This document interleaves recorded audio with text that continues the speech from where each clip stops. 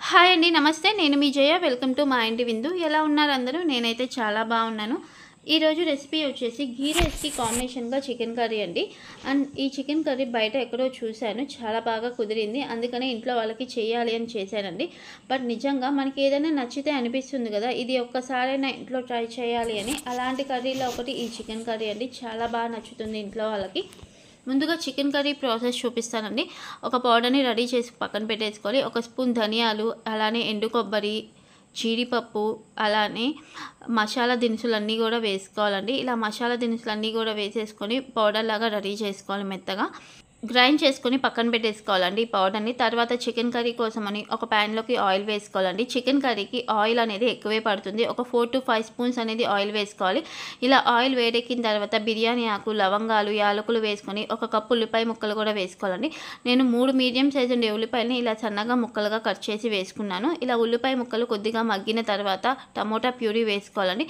2 medium size ఉండే టమోటాని mixie పట్టుకోవాలి. ఇలా టమోటాని ఒకసారి కలుపుకున్న తర్వాత కొద్దిగా కరివేపాకు, పచ్చిమిర్చిని కూడా వేసుకొని టమోటాని బాగా మగ్గనివ్వాలండి. చూడండి, ఈ విధంగా టమోటా మగ్గాలి.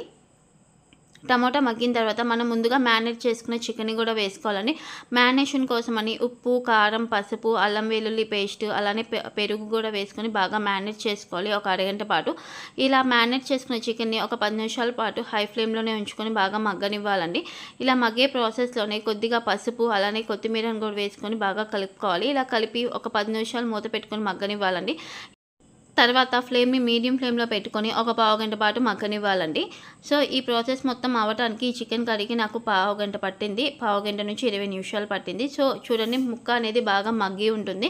ఈ విధంగా ముక్క మగ్గిన తర్వాత మనం ముందుగా పొడి చేసుకున్న మసాలా పౌడర్ని కూడా వేసుకోవాలి. ఈ విధంగా వేసుకున్న తర్వాత ఒక 1/2 టీ స్పూన్ గరం మసాలా పొడి, అలానే ఒక 1/2 టీ స్పూన్ చికెన్ మసాలాగా వేసుకొని బాగా కలుపుకోవాలండి.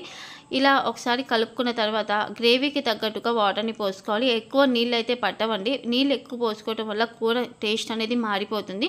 సో కాబట్టి ఒక 1/2 గ్లాస్ వాటర్ని కూడా వేసుకుంటే కూర అనేది ఇలా చిక్కగా ఉంటే చాలా బాగుంటుందండి. చపాతీలోకి కానీ అన్నంలోకి కానీ చాలా బాగుంటుంది.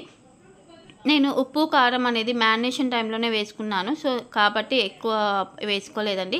కాబట్టి కొద్దిగా ఉప్పు, కారం కూడా వేసుకొని ఒకసారి చూసుకొని సర్వ్ చేసుకుంటే సరిపోతుంది. ఈ విధంగా సర్వ్ చేసుకోండి.